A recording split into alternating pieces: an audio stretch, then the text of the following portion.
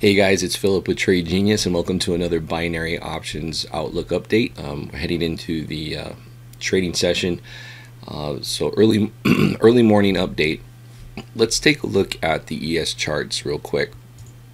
Now, I wanted to show you. In the past I've said I like to fade when we drop down into the Globex session, down into this like half deviation levels, but one caveat to that is when we see a drop early, right down to it.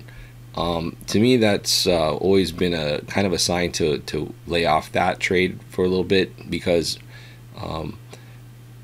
it increases the likelihood that we'd see like a -1 or more down move.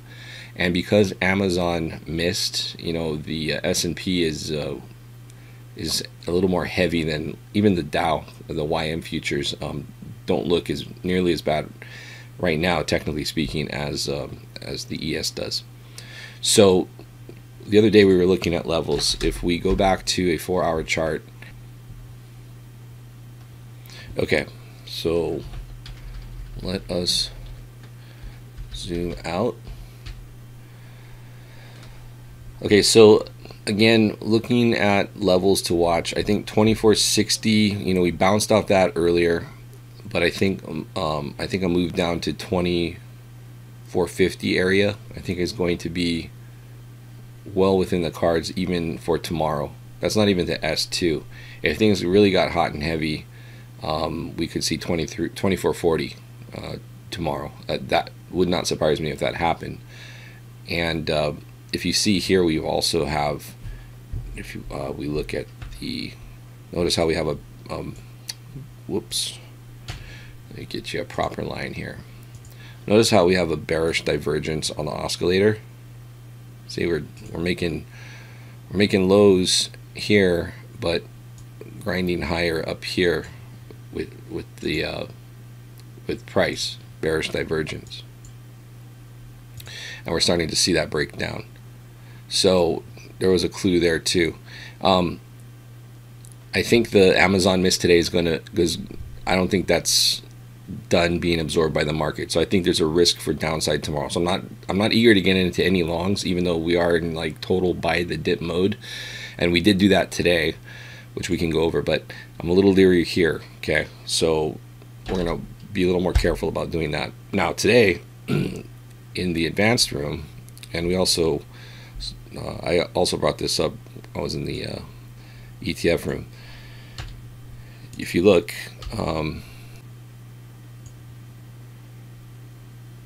so we had dropped down to -1 here. See this here, -1. We dropped down to -1. We took a position at 2459, and usually in these markets, -1 is you can see the amount of volume that came in there. Well, -1 deviation move from settlement, which is here, that's just been pretty golden to fade if we get those, and we haven't been getting those very often. So that was a great entry there. Just pretty much bottom ticked it, and that trade was almost instantly in the money. So great Nadex advanced room trade there. Also, we did a call. Sometimes we'll put out those calls in the advanced binary room, the regular stock option call, and that was on the SPY calls, and that worked out really well too. So for about 30% in that session for about a 2-hour hold or so. So those worked out really well. But like I said, and we'll go to the other chart that shows where this is in relation to the channel and why I'm a little bit leery here. Now, this very well could drift back up to settlement before the open. If that did that, I'd be pretty concerned about it rolling back over. But there is a high likelihood, because of just the way that the overnight sessions have been when they're down, is to kind of drift back up. But the reason why I'm suspect on this is because if we look at, let's go to this chart here.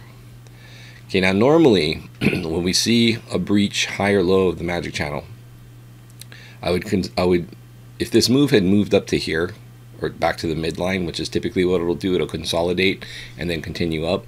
That's pretty standard for the market that we've seen for the last many months. Rolling over like this and hanging out below the channel, not normal. So I'm going to err on the side of caution. I think we could see. I think tomorrow could be bloody, and I usually don't at this point say that, because it's most of the time it's not. But this is not. This is unusual. I'm not used to seeing this be persistently down, especially overnight. And so overnight being down right away to half deviation down right off the bat, and really no sustained bounce recovery here. It's just a little different than what we've seen on so many of these pullbacks. So maybe we get 2 days in a row of pain. Rare, but could happen.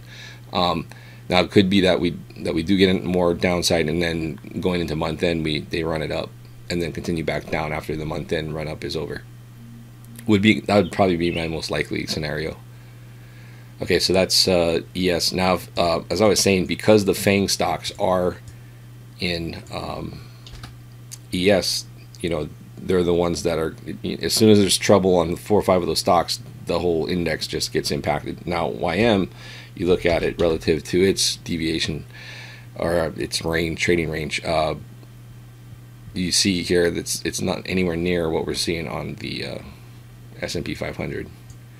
And IWM, Russell, it's also, Russell's always been like, it's kind of the dog. It's, if you're thinking if something's going weak, it's going to be Russell.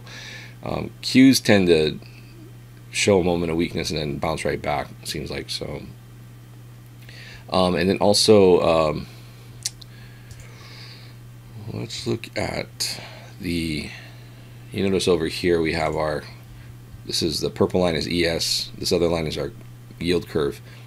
Our yield curve was showing some divergence, but actually corrected back toward that price ratio, and now they're kind of in sync. So we're not seeing anything. This move wasn't led by the yield curve, which a lot of times it is. That's been pretty standard lately.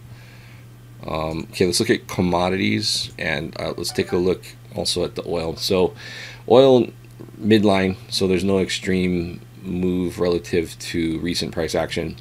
And I'm not seeing, now silver did top out, and we didn't get an opportunity to get in that, but I was saying last night that it was looking toppy, and sure enough it did roll over. So I'm not seeing anything extreme enough to fade there, but I do prescribe to the call that metals are still going up. So natural gas did get toppy here and pulled back. I think tomorrow's Friday, so probably not going to do any plays unless I see something obvious stand out. But I do think that on a weekly basis, natural gas may be getting toppy, so we may see that more downside next week on that. Let's look at FX. Now, today we had another winner, 7 p.m. winner, and that was, I think, took us to like 31.1 since March on those, on the high probability ones. So the system's working really well on those. USD CAD, we may get a signal here. Take a look at this. Yeah, so if we get up in this 2600 area, definitely going to be taking a look at that. But again, it's not just this. We also look at the probabilities and time of day and things like that. So we'll see if that opens up a signal. Swissy's been on a tear, about 200 pips in the last 24 to 48 hours. Big moves. Dollar negative during the. You can look at this a little bit bigger. Dollar negative here on the Fed announcement, and then all of a sudden, excuse me, all of a sudden it reversed course and just been on a tear ever since. So if we see 97.60-ish, we may take a look at that. So we'll set an alert for that and see what happens. Yen is possible that we might see a signal too, but we'll signal those out in the next few hours if that triggers. So the last thing I wanted to show you is the VIX, and VIX.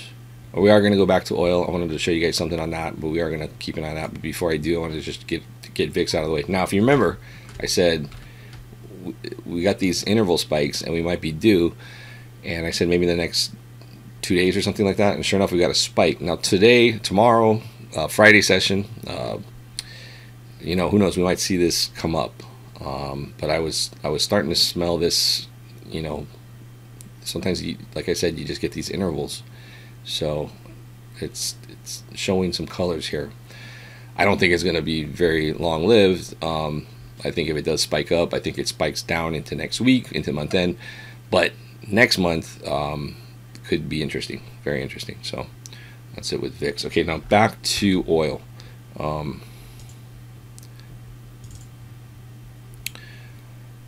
So again, oil continuing this bearish divergence. That was something we pointed out on our last video, and it hasn't really changed.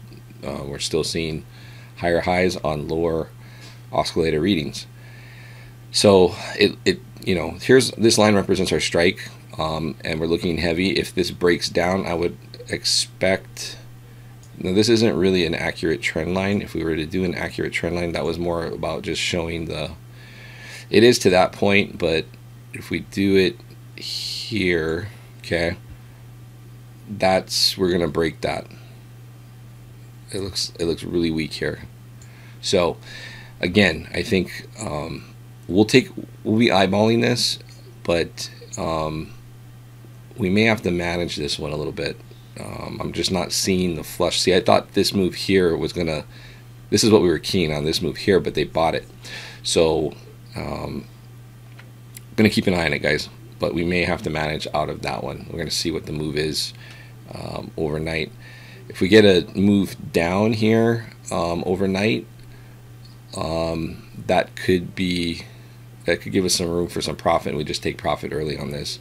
But we'll see. As you can see, it's looking heavy, so keep an eye on that going forward. Over the next few hours, we'll set some alerts and alert that out if necessary to get out of that one, because I had some questions on that oil trade. That's pretty much it. So look forward to a good trading day tomorrow, Friday. Don't like to get too crazy on risk because it is the last trading day. You want to go into that weekend feeling good. So but if we do have a nice setup on anything, we will signal that out.